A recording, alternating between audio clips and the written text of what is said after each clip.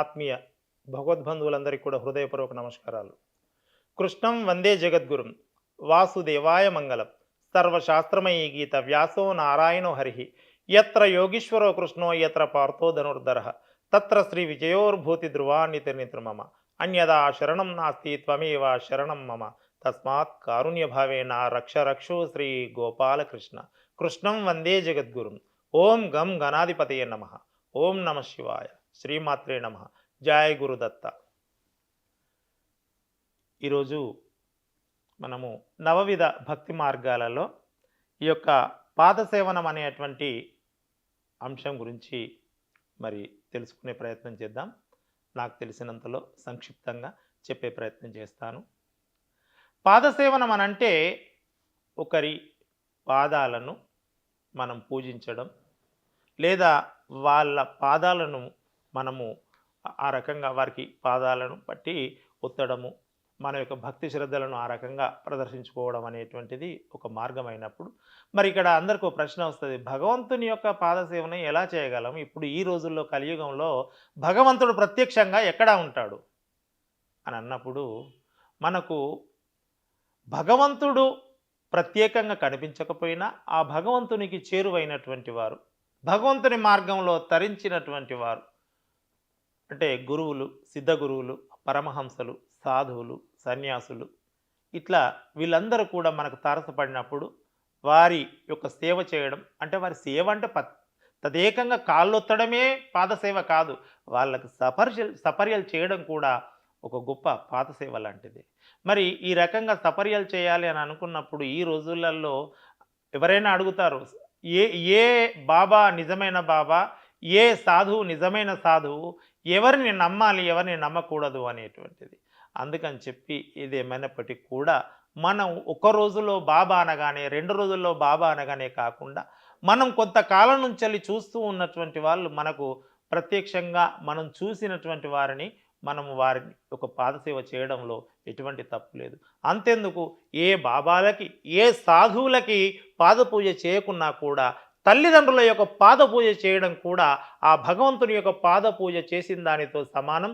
ఇంకా ఒక్క మాటలో చెప్పాలంటే ఆ భగవంతుని పాదపూజ కంటే కూడా 10 రెట్లు గొప్పనైనటువంటిది, గంగా తీర్థం కంటే కూడా చాలా పవిత్రమైనటువంటిది తల్లి యొక్క పాదపూజ.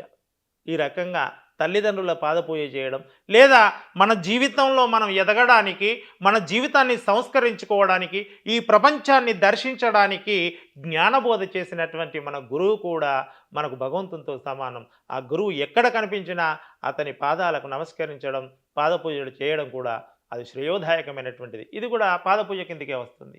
ఇంకా లోతుగా చెప్పాలి అనంటే పాదపూజ అనంటే శ్రీరాముడు సాక్షాత్తు ఆ వైకుంఠ పరంధాముడైనటువంటి విష్ణుమూర్తి తాను మానవ అవతారం ఎత్తినప్పుడు వశిష్ఠునికి కూడా పాదపూజ చేశాడు, ఆ విశ్వామిత్రుని పాదపూజ చేశాడు.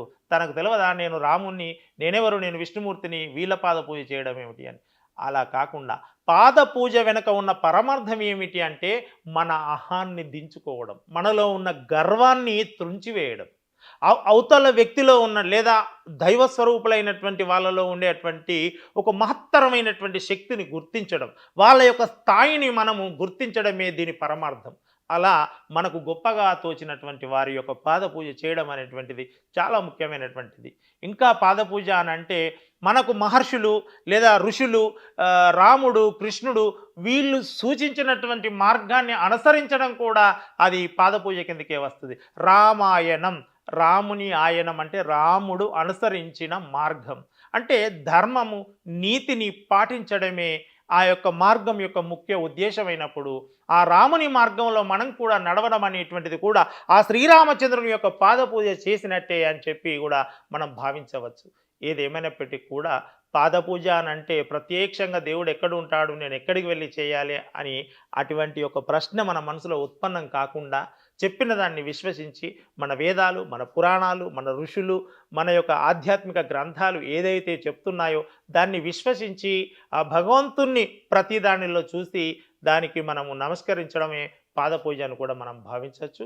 మరి ఈ రకంగా మన యొక్క తల్లిదండ్రుల, ముఖ్యంగా నేను ఈ కాలంలో మనం ఎంతో అధునాతనమైనటువంటి గొప్ప టెక్నాలజీ ప్రపంచంలో ఉన్నాం మనం. మరి ఈ నవీన నాగరిక ప్రపంచంలో మనకు ఎన్ని పనులున్నా, ఎంత హడావుడి ఉన్నా కూడా నేను ముఖ్యంగా చెప్పేది ఏమిటి అనంటే, తల్లిదండ్రుల పాద పూజను మించినటువంటి యొక్క గొప్ప పూజ వేరే ఏది లేదు కనుక, ఏ గుడికి, గోపురానికి పోయినా, పోకున్నా, యజ్ఞము, యాగము చేసినా, చేయకున్నా, ఈ నవవిధ భక్తి మార్గాలలో మన తల్లిదండ్రుల యొక్క పాదాల పట్ల ఒక అంకిత భావంతో ఉండడం, వారికి సపర్యలు చేయడమే ఉత్తమోత్తమమైనటువంటి గుణంగా, భక్తిగా నేను తెలియజేసుకుంటున్నాను. ఇది నా వ్యక్తిగత అభిప్రాయం అయినప్పటికీ కూడా అందరూ దీన్ని ఏకీభవిస్తారని నమ్ముతూ, విశ్వసిస్తూ ధన్యవాదాలు. Please subscribe to the channel and download the Politicos app from the links in the description.